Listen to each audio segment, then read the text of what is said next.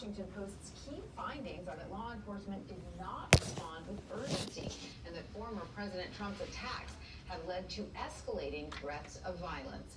For more on this, I want to bring in Donell Harvin. He is a senior Homeland Security researcher at RAND Corporation, as well as a former chief of Homeland Security and Intelligence for the District of Columbia.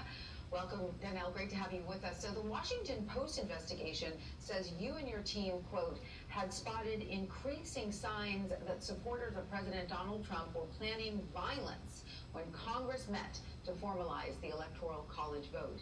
But federal law enforcement agencies did not seem to share this sense of urgency, end quote. So why do you think that was? Why was there a lack of urgency on the part of the law enforcement agencies? Well, thank you for having me on.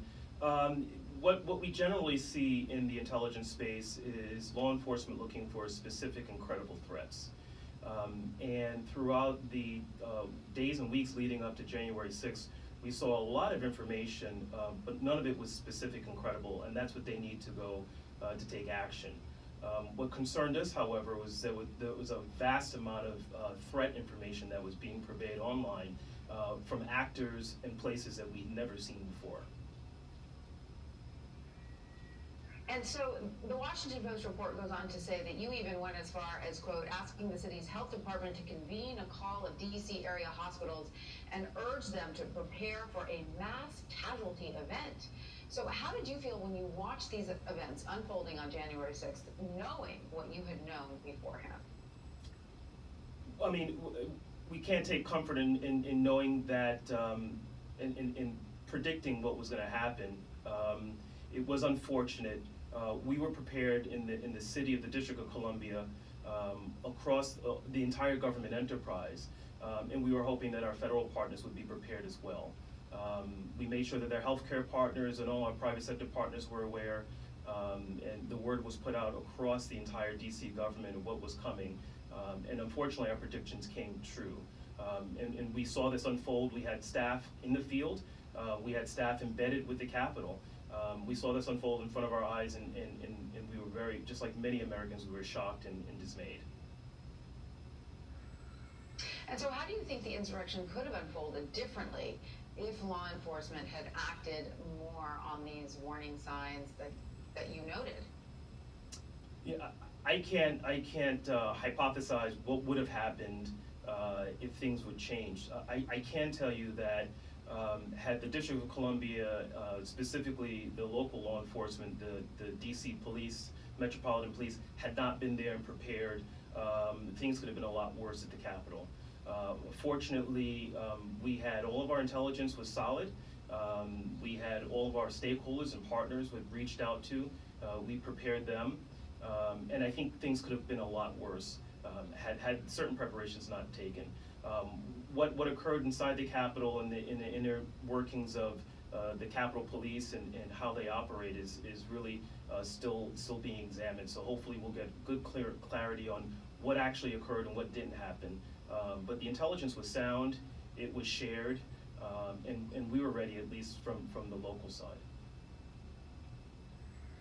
Are you following the events of the January 6th Commission? Do you think that they're doing their best to get at the heart of the matter?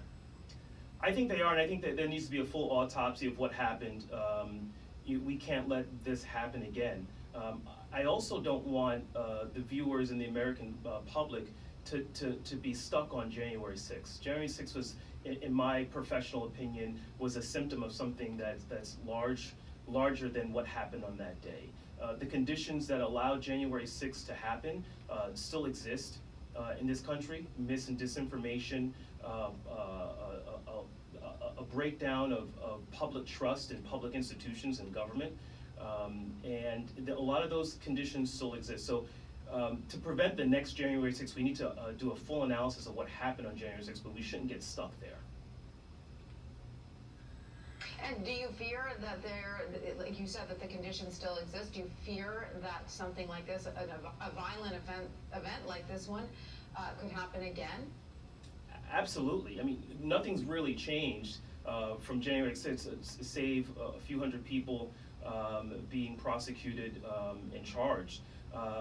To be quite honest with you, after January 6th, in the intelligence space, we saw many people online lamenting that they were not there on January 6th, and that things would have gone differently had they been there.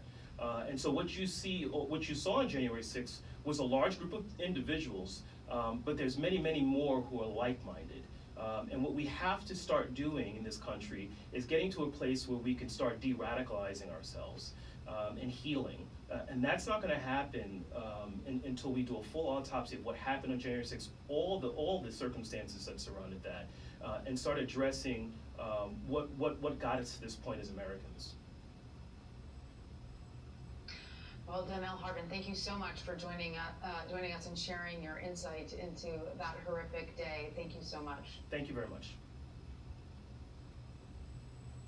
Vying for... Thank you so much. We appreciate it, and we will make sure you get the link. Thank you, ma'am. Before Election Day, what Virginia candidates are doing to turn out the vote ahead of tomorrow's contest. And terror on a subway train. A man goes on a stabbing spree dressed in a Halloween costume. Hear what police say was his motive for the attack. You're streaming CBSN.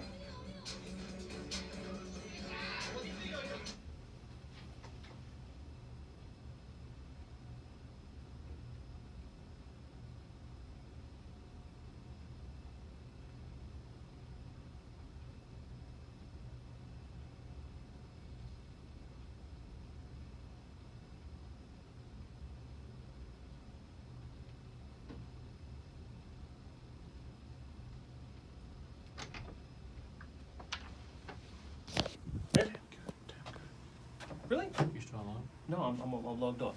You sure? They Yeah. cut you up?